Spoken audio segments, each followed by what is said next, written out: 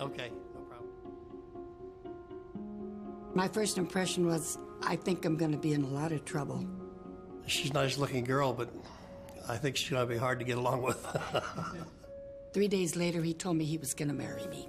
I remember saying to her, well, you're going to have to marry me. I told him he was nuts, but he was right.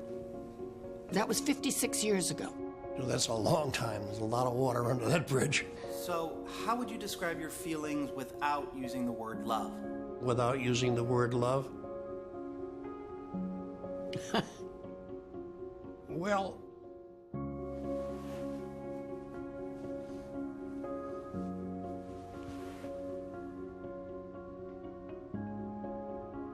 they say the two become one. We've really done that, and that just says it all. He's part of me. He really is part of me.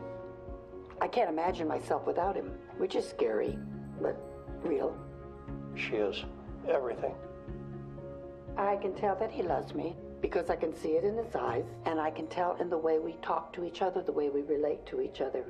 What do you see in his eyes when you look at each other? I see me in his eyes. Feelings color everything, and if you don't disclose those things, you're wearing a mask. I'm grateful for what you do, and I'm grateful for who you are.